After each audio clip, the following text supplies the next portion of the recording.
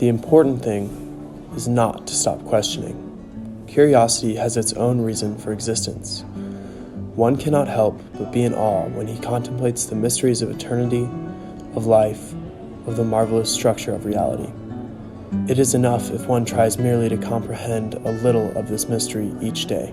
Albert Einstein, old man's advice to youth: never lose a holy curiosity. Most people know Einstein for two reasons. They falsely credit him and not Oppenheimer with the creation of the atomic bomb and the famous equation of E equals mc squared. However, Einstein's achievements do not stop at the theory of relativity. We need Einstein in order to understand the modern world. Although Albert Einstein only died in 1955, he is misquoted, misattributed, and misunderstood.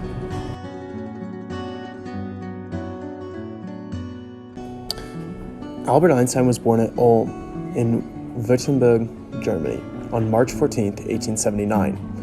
6 weeks later, the family moved to Munich,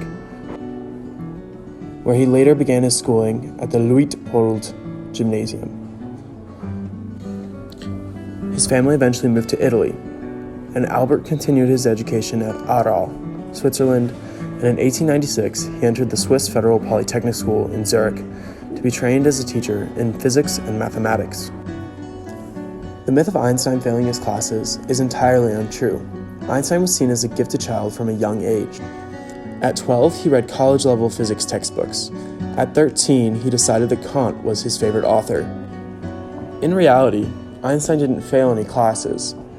He failed an entrance exam to Zurich Polytechnic because it was conducted in French. Einstein did not speak French. In 1901, Einstein received his diploma and also acquired Swiss citizenship. But as he was unable to find a teaching post, he accepted a position as a technical assistant in the Swiss Patent Office. Einstein's job at the Patent Office opened up many opportunities for him. He would finish his work early and then think about one of his favorite childhood questions. What would happen if you raced alongside a light beam? At Zurich, Einstein would research Maxwell's equations. These equations, which deal with electromagnetism, would serve as a framework for most of Einstein's later research. While researching these equations, he was the first to discover the relative speed of light, that it moves the same speed in relation regardless of how fast a different object moves. This goes against Newton's laws of motion. The world had never heard of absolute velocity before. This was the start of Einstein's miracle year, 1905. He published 4 papers that year, the first being on a heuristic viewpoint concerning the production and transformation of light, where Einstein used the quantum theory to explain the photoelectric effect. Einstein offers the first experimental proof of the existence of atoms by analyzing the motion of tiny particles suspended in still water in his second paper on the movement of small particles suspended in stationary liquids required by the molecular kinetic theory of heat. In his third paper on the electrodynamics of moving bodies, Einstein lays out the mathematical theory of special relativity.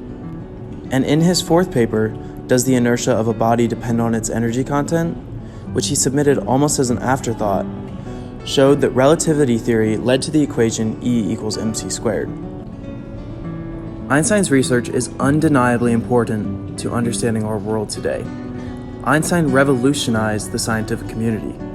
His research has led to virtually all recent advancements in chemistry and physics. However, this research came with some consequences.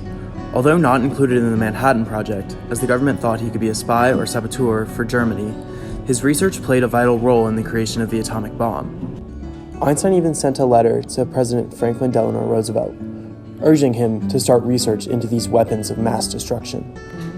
In the course of the last 4 months, it has been made probable, through the work of Joliot in France, as well as Fermi and Szilard in America, that it may become possible to set up a nuclear chain reaction in a large mass of uranium, by which vast amounts of power and large quantities of new radium-like elements would be generated. Now it appears almost certain that this could be achieved in the immediate future. Einstein warned the United States that Germany was attempting to build the first atomic bomb. Einstein was caught up in an ethical dilemma. Was it right to not interact and let a Nazi regime succeed? Or should he help with the research of the atomic bomb and steal Oppenheimer's quote of, "I am become death, the destroyer of worlds"? Einstein had this to say: "Often in evolutionary processes, a species must adapt to new conditions in order to survive. Today, the atomic bomb has altered profoundly the nature of the world as we know it, and the human race consequently finds itself in a new habitat to which it must adapt its thinking." If we think about the time that Einstein lived, it was one where the world was constantly changing. We must adapt, we must evolve, we must continue to think.